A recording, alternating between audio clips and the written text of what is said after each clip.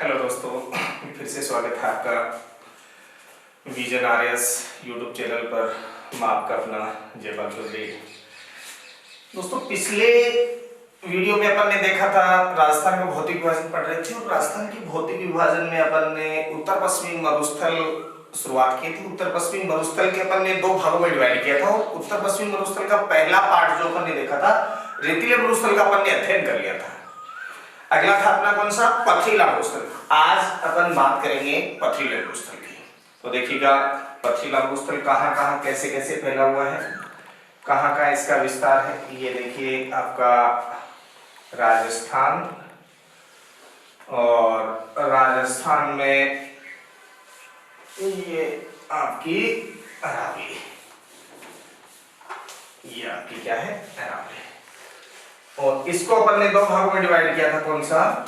शुष्क मरुस्थल और अर्ध शुष्क मरुस्थल। और शुष्क मरुस्थल को दो भागों में बांट किया था अपन ने, कौन कौन सा? रेतीला मरुस्थल और पथरीला मरुस्थल, मतलब स्टोनी डेजर्ट।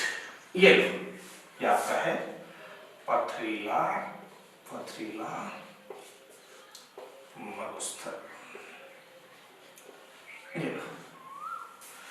अब देखिए, दो चीजें हैं इसमें। सबसे पहले अपन बात करें पथरीला मरुस्थल कहां पर फैला हुआ है, कैसे है।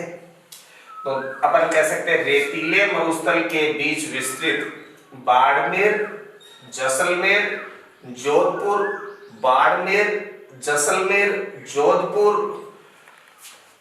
का सीमावर्ती क्षेत्र, बाड़मेर, जैसलमेर, जोधपुर का सीमावर्ती क्षेत्र, जो कि बालू का स्तूप मुक्त प्रदेश, अर्थात रेत के टीले नहीं पाए जाते। बालू का स्तूप मुक्त प्रदेश अर्थात रेत के टीले नहीं पाए जाते। इस क्षेत्र की मृदा में बलुआ पत्थर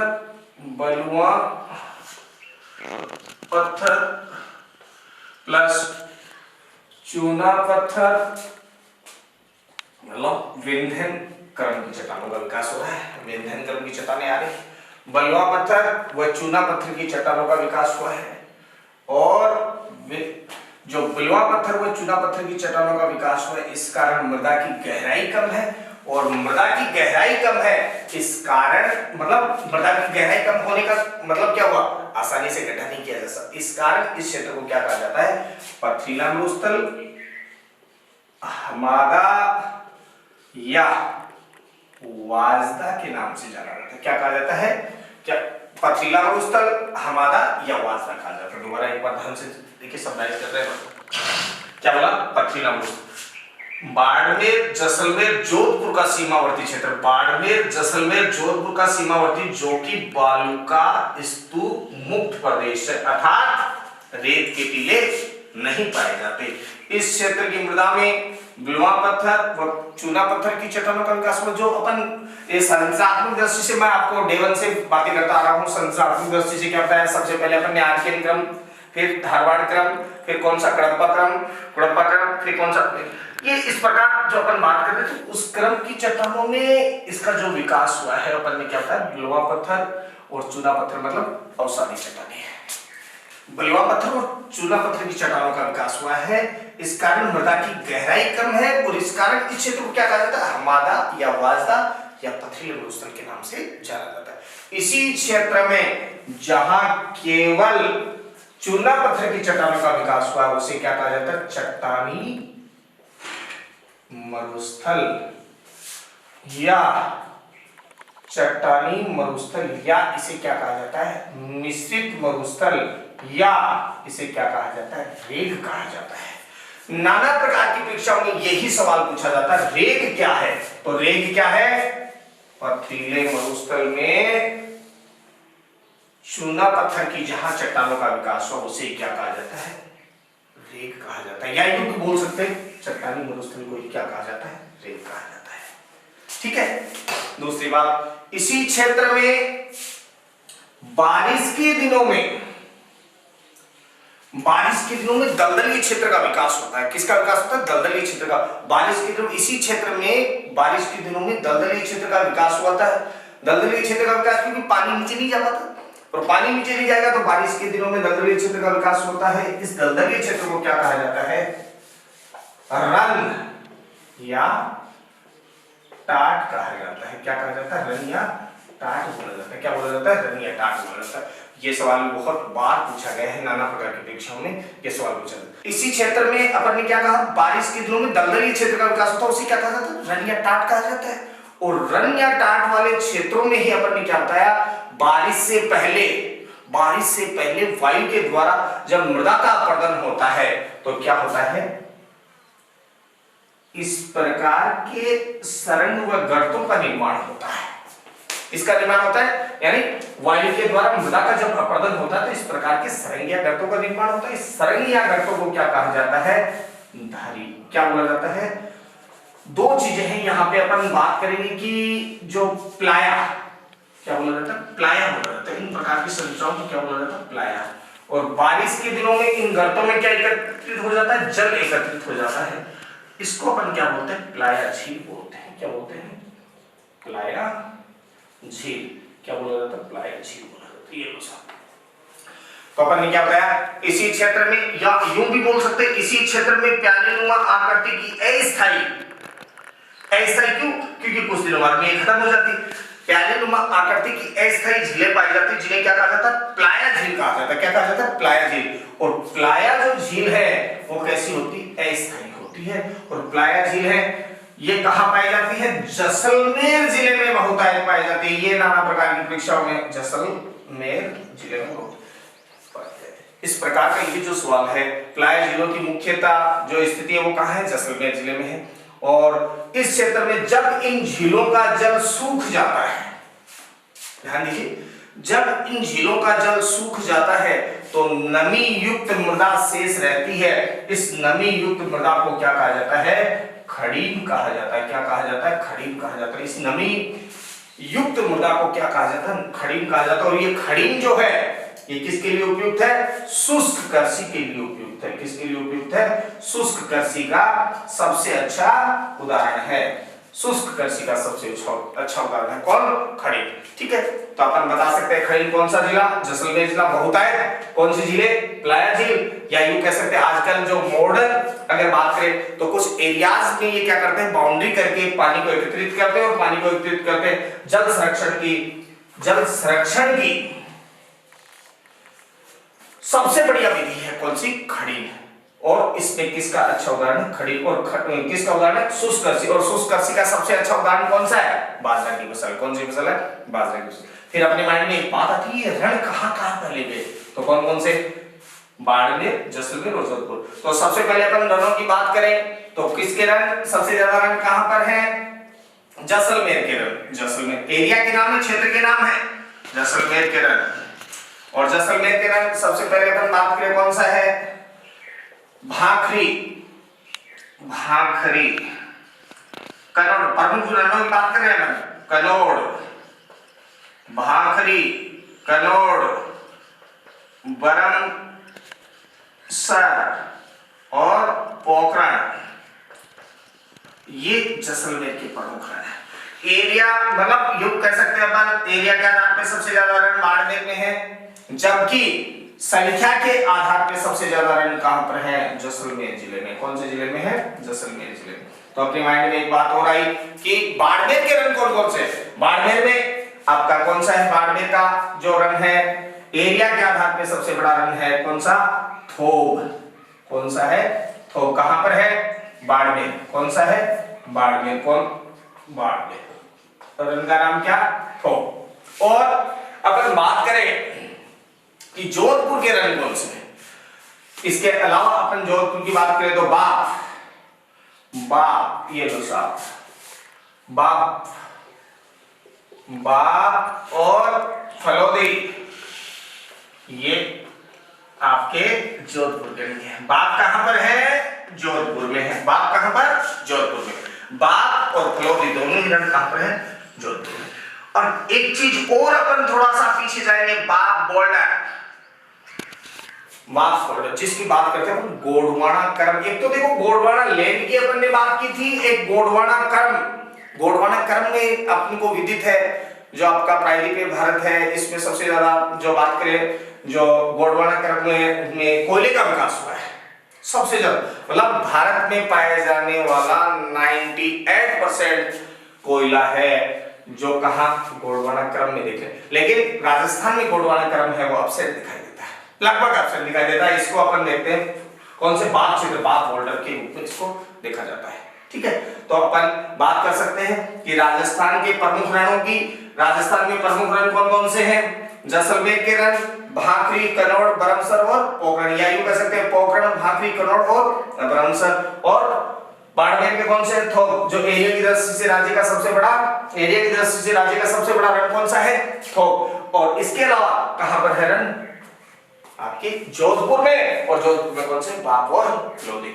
अब अपने माइंड में एक बात आती है कि यहां से गत परीक्षाओं में सवाल कौन सा पूछा गया? तो रीट भर्ती परीक्षा में एक सवाल आया था, निम्न में से कौन सा क्षेत्र, ध्यान से सुनना, निम्न में से कौन सा क्षेत्र बालू का स्तूप मुक्त प्रदेश है? निम्न में से कौन सा क्षेत्र बालू का स्तूप मुक्त प्रदेश है? ऑप्शंस आर दीज, ऑप्शन थे ये। सबसे पहला अपन एक जो बात किए थे, गुढ़ा मैलानी बायतू। देखो सबसे पहले अपन को, मैं देवन से आपसे बात कर रहा हूं, जो पहला वीडियो अपन ने डाला था उसी में मैंने बात की थी कि अपने को क्या करना है, एग्जाम ओरिएंटेड होकर बात करनी है। अपने को नहीं देखना कि क्या हुआ, क्या ज्ञान की पिक्चर नहीं है, केवल एग्जाम ओरिएंटेड होकर अपने को बात करनी है। गुढ़ा मैलानी बायतू। बी ऑप्शन था पोखरण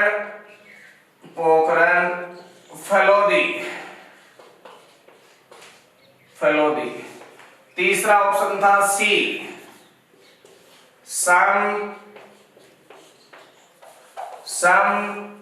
और तनोट,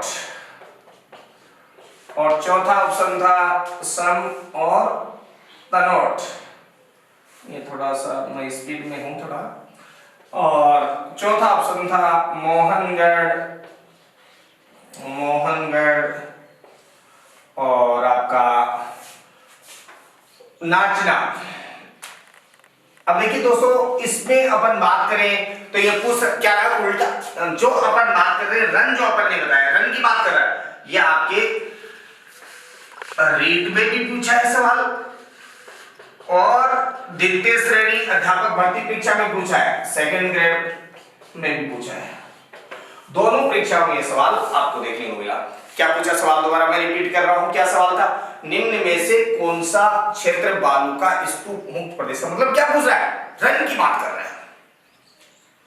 और जब कोई भी टॉपिक अपन पढ़ लेते हैं तो मैक्सिमम उसके सवाल हल करने की अपन कोशिश करें, तब जाके अगर अपन मैक्सिमम सवाल हल कर लेते हैं तो अपन सही ट्रैक पे हैं, नो डाउट अपन बहुत सही दिशा में जा रहे हैं। यदि अपन से सवाल हल नहीं हो रहा है तो अपन सही ट्रैक पे नहीं है। तो इनमें अपन ने क्या देखा, उल्टा पूछा, जो कि मैंने आपको परिभाषा बताई, कौन सा क्षेत्र बालू का स्तूप मुक्त प्रदेश क्या कहलाता है? रन कहलाता है। तो इनमें रन कौन से हैं? गुढ़ा मैलानी रन है? नहीं। पोखरण बायतू है? नहीं है, तो पहला नहीं आएगा। पोखरण है, फलोदी है तो हो सकता है, सैम तनोट नहीं है, मोहनगढ़ नाचना नहीं है, तो क्या आंसर रहा? डी आंसर होगा। गत परीक्षाओं का ये जो आपको देखो, सबसे पहले अपन चाहे छोटा सा टॉपिक पढ़े, उसके बाद में अपन को क्या करना है? क्वेश्चन हल करने। यदि क्वेश्चन वर्तमान परिदृश्य में हल हो रहे हैं तो अपन सही ट्रैक पे जा रहे हैं, नो डाउट। अपने को इससे ज्यादा कुछ पढ़ने की जरूरत नहीं है। ये था आपका कौन सा? पथरीला मरुस्थल। तो देखिए दोस्तों, अपन ने दो चीजें पढ़ी, पथरीला मरुस्थल पढ़ा, रेतीला मरुस्थल पढ़ा। किसके पार्ट थे? पथरीला मरुस्थल, रेतीला मरुस्थल शुष्क मरुस्थल के पार्ट थे। पथरीला मरुस्थल और रेतीला मरुस्थल अपन ने किसको डिवाइड किया था? रेतीला मरुस्थल को दो भागों में बांटा था, पथरीला मरुस्थल और रेतीला मरुस्थल। रेतीला मरुस्थल अपन ने शुष्क मरुस्थल को अपन ने दो भागों में बांटा था, रेतीला मरुस्थल और पथरीला मरुस्थल। शुष्क मरुस्थल किसका पार्ट था? उत्तर पश्चिमी मरुस्थल का पार्ट था। किसका पार्ट था? उत्तर पश्चिमी। और उत्तर पश्चिमी मरुस्थल का जो पार्ट था शुष्क मरुस्थल, उत्तर पश्चिमी मरुस्थल को अपन ने कितने भागों में बांटा था? दो भागों में। इसका मतलब क्या हुआ? एक पार्ट अपना कंप्लीट हो चुका है, शुष्क मरुस्थल। दूसरा पार्ट अपन उठाएंगे कौन सा? अर्ध शुष्क मरुस्थल। चलो अपन आते हैं अर्ध शुष्क मरुस्थल पर। चलो दोस्तों, अपन आते हैं कौन सा दूसरा पार्ट अपना, कौन सा?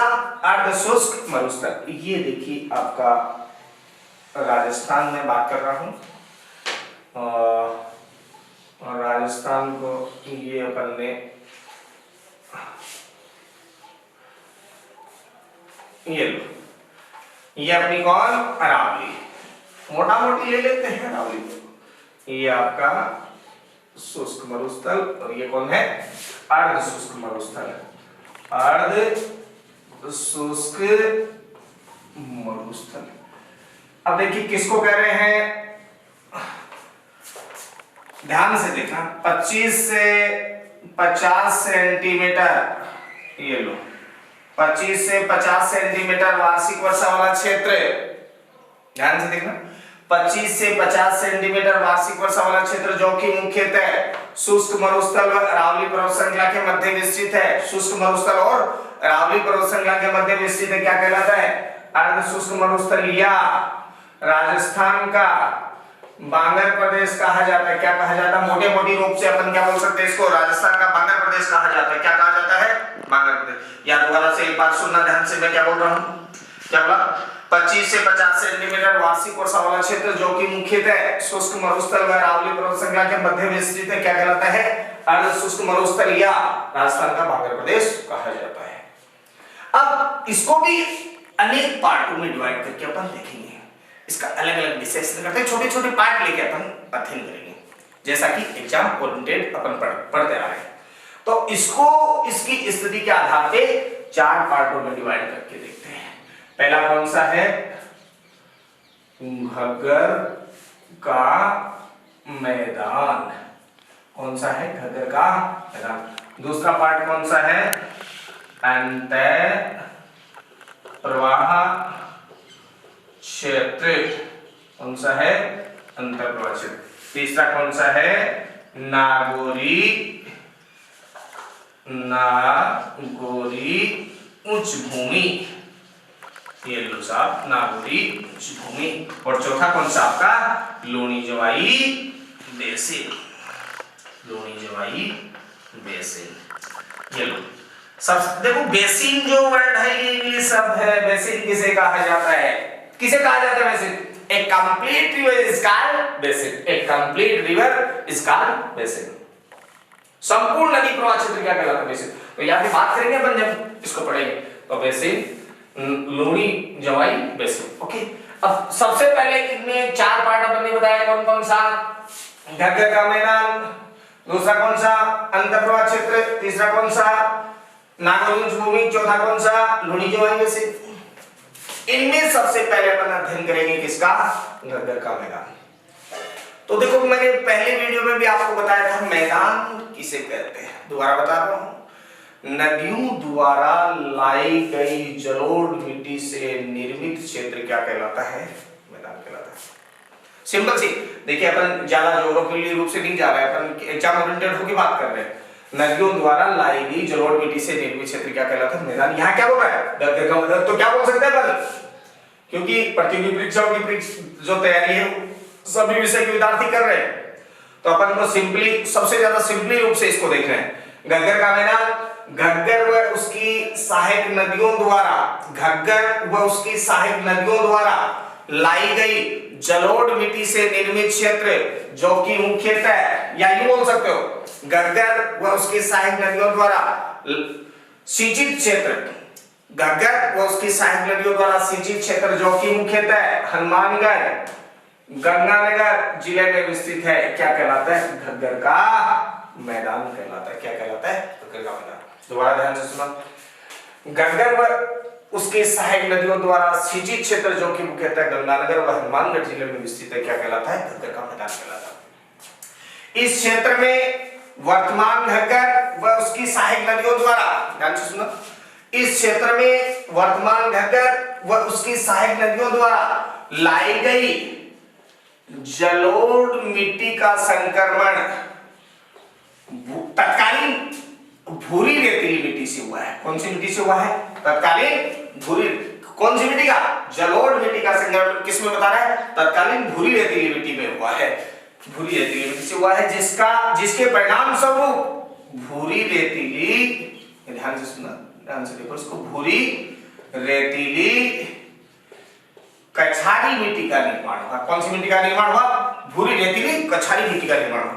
और ये जो भूरी रेतीली कछारी मिट्टी है, भूरी रेतीली कछारी मिट्टी है, ये है वो सिंचाई की सुविधा, अपने आप में विशेषता है इसकी, सिंचाई की सुविधा उपलब्ध होने पर अत्यधिक उपजाऊ है। कैसी है?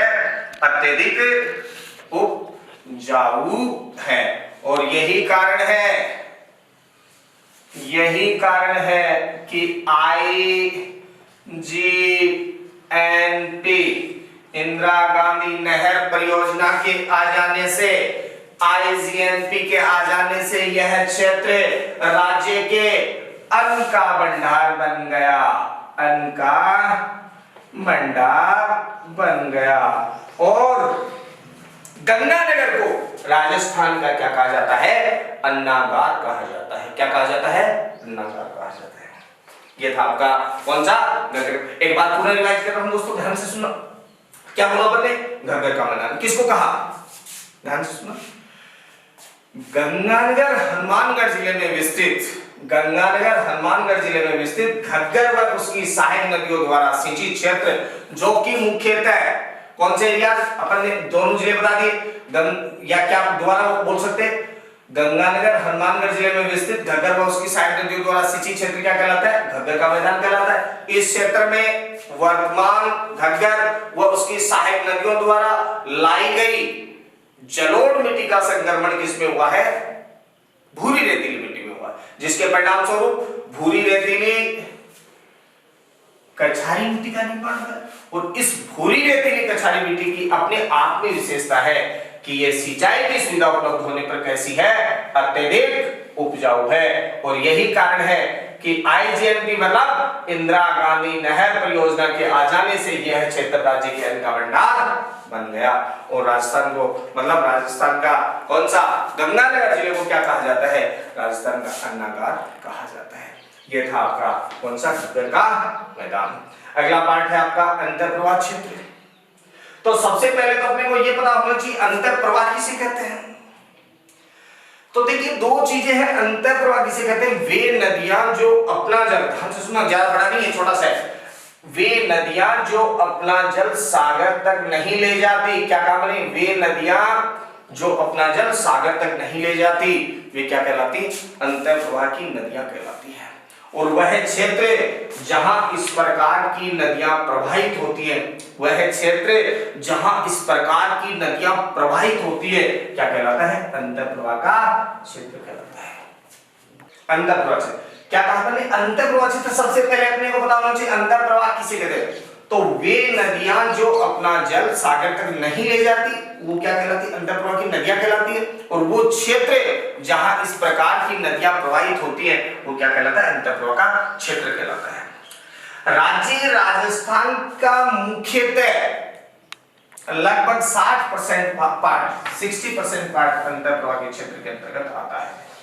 प्रवाही क्षेत्र की बात कर रहे हैं। प्रवाही क्षेत्र का लगभग कितना? 60% एरिया किसके अंतर्गत आता है? अंतर्प्रवाह के क्षेत्र के अंतर्गत आता है।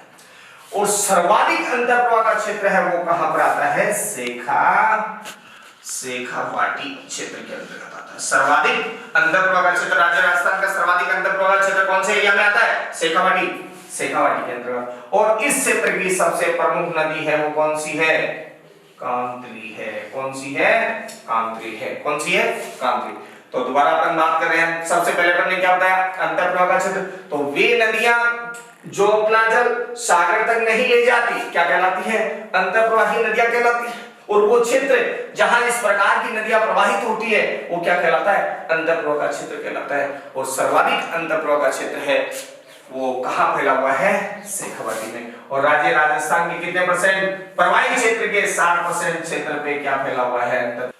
सर्वाधिक जो अंतर्प्रवाह का क्षेत्र वो कहां पे बात कर रहे थे अपन? सर्वाधिक अंतर्प्रवाह का क्षेत्र है वो शेखावाटी में। और शेखावाटी की सबसे प्रमुख नदी है वो कौन सी? कांकरी। इस नदी का उद्गम सीकर जिले के खंडेला की पहाड़ियों से होता है।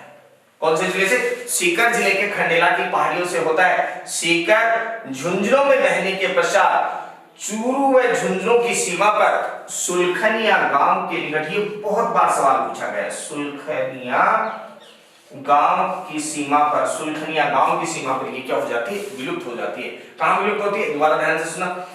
कांकरी नदी का उद्गम सीकर जिले के खंडेला की पहाड़ियों से होता है। सीकर व झुंझुनू में बहने के पश्चात झुंझुनू व चूरू की सीमा पर सुलखनिया गांव के निकट ये विलुप्त हो जाती है।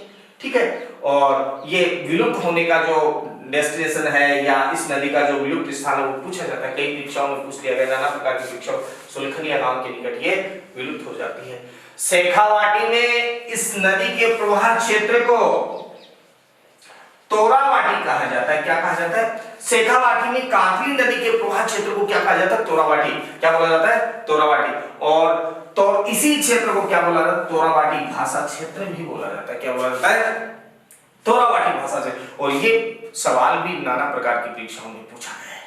गत परीक्षाओं का, प्रीवियस परीक्षाओं का यदि अपन अध्ययन करें तो ये तोरावाटी भाषा क्षेत्र वाला एरिया या तोरावाटी क्षेत्र भी किसको कहा जाता है, शेखावाटी को कहा जाता है। ठीक है दोस्तों, अब बात करें इसी क्षेत्र में, कौन से क्षेत्र में, कांकरी नदी का जो प्रवाह क्षेत्र, इसी क्षेत्र की बात करें। इसी क्षेत्र में इस नदी के दोनों किनारों वाले क्षेत्र पे, इस कौन सी नदी की, कांकरी नदी के दोनों किनारों वाले क्षेत्र पे रेत के कच्चे कुएं पाए जाते हैं। रेत के कच्चे कुएं मतलब आसानी से जो अपन गड्ढा करते हैं तो क्या हो जाता है, उसमें पानी आ जाता है। बड़े बुजुर्ग अपने बताते हैं कि बोला बहुत समय पहले अपन यहाँ पे पानी बहुत ऊपर हुआ करता था जब नदी प्रवाहित होती थी। अब तो वर्तमान में मैंने नहीं देखा, इसलिए नदी प्रवाहित हो रही है। अब की बार जरूर 30-35 वर्ष बाद में कहीं इसका दृष्टिपात हुआ, बाकी ये नदी लगभग विलुप्त है। ठीक है, तो ये जो नदी है इसके किनारों वाले भाग पे जो इसका जो ग्राउंड लेवल वाटर है वो अप होता था, उसके कारण इसके जो किनारों वाले भाग पे रेत के कच्चे कुएं पाए जाते थे। उनको स्थानीय भाषा में क्या कहा जाता है, जोहड़ कहा जाता है। क्या कहा जाता है, जोहड़। ये सवाल भी बहुत परीक्षाओं में पूछा गया है और इस परीक्षाओं मतलब इस सवाल को भी नाना प्रकार की परीक्षाओं में पूछकर बार बार अपने को अवगत करवाया जाता है कि जोहड़ क्या है। तो कांकरी नदी के दोनों किनारों वाला क्षेत्र, कांकरी नदी के दोनों किनारों वाला क्षेत्र कौन सा, रेत के कच्चे कुओं वाला क्षेत्र क्या कहलाता है, जोहड़ कहलाता है। और जोहड़ का सबसे गहरा भाग क्या कहलाता है, चोब कहलाता है। जोहड़ का सबसे गहरा भाग क्या कहलाता है, चोब कहलाता है। क्या कहलाता है, चोब। जोहड़ का सबसे गहरा भाग क्या कहलाता है, चोब। ठीक है, अब देखो चोब का सवाल नहीं पूछा गया, लेकिन अब हो सकता है जब जोहड़ को पूछ रहा है बार बार तो ये चोब को भी पूछ सकता है। अब देखिए दोस्तों, दो चीजें और भी यहाँ पे आपको दृष्टिपात करनी होगी। इसी क्षेत्र में जैसा कि अपन ने रेतीले प्रस्थल में देखा, इसी क्षेत्र में अर्धचंद्राकार आकृति के बालू का स्तूप पाए जाते हैं, जिन्हें अपन ने क्या कहा था, बरखान या बरछान कहा जाता है। बरखान या बरछान कहा जाता है। और बरखान और बरछान को अपन ने क्या कहा था, ये अपने वायु के अत्यधिक वेग के कारण अपना स्थान परिवर्तित करते रहते हैं, अतः इन्हें क्या बोलते हैं, स्थान। बालू का स्तूप का नाम भी अपन ने दिया था। तो अपन कौन सा क्षेत्र पढ़ा, ये था आपका अंतर्प्रवाह क्षेत्र। इसको एक बार पुनः रिवाइज कर रहा हूं, ध्यान से सुनना, समराइज कर रहा हूं। देखिए दो चीजें हैं परीक्षा की दृष्टि से अपन देखते हैं। अंतर्प्रवाह क्षेत्र सबसे पहले कहते किसे हैं, वे नदियां जो अपना जल सागर तक नहीं ले जाती वो क्या कहलाती, अंतर्प्रवाह की नदियां कहलाती है। और वो क्षेत्र जहां इस प्रकार की नदियां प्रवाहित होती है वो क्या कहलाता है, अंतर्प्रवाह का क्षेत्र कहलाता है। राज्य राजस्थान के लगभग प्रवाहित क्षेत्र के लगभग 60% एरिया पे कौन फैला हुआ है, अंतर्प्रवाह का क्षेत्र। सबसे ज्यादा अंतर्प्रवाह का क्षेत्र कौन सा, शेखावाटी में फैला हुआ। कहां फैला हुआ, शेखावाटी। और शेखावाटी मतलब इस क्षेत्र की सबसे प्रमुख नदी कौन सी है, कांकरी है। और कांकरी नदी का जो उद्गम है वो कहां से हो रहा है, सीकर जिले के खंडेला की पहाड़ी। सीकर व झुंझुनू में बहने के पश्चात इस नदी का जो विलुप्त है वो कहां होती है, जैसे मतलब लास्ट में कहा था सीकर व झुंझुनू, मतलब झुंझुनू, सीकर व झुंझुनू में बहने के पश्चात झुंझुनू व चूरू की सीमा पर सुलखनिया गांव के समीप ये क्या हो जाती है, विलुप्त हो जाती है। और शेखावाटी में इस नदी के प्रवाह क्षेत्र को क्या कहा जाता है, तोरावाटी, जो कि नाना प्रकार की परीक्षा में ये सवाल पूछा जाता है, तोरावाटी क्या। और इसी एरिया को क्या कहा जाता है, तोरावाटी भाषा क्षेत्र बोला जाता है।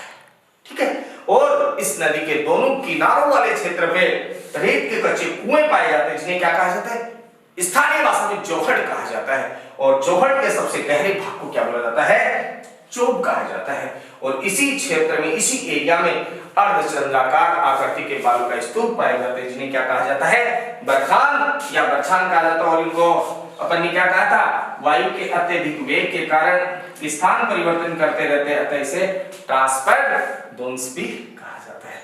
ये था आपका अंतःप्रवाह चित्र। यहाँ तक दोस्तों समझ में आया होगा आप लोगों को। जहां भी दिक्कत आए मैसेज कीजिए, कॉल कीजिए, अवगत करवाइए, कहां दिक्कत आ रही है मुझे अवगत करवाइए। अपने विजन कैरियर इंस्टीट्यूट RS का यूट्यूब चैनल है, वहां पर अवगत करवाइए।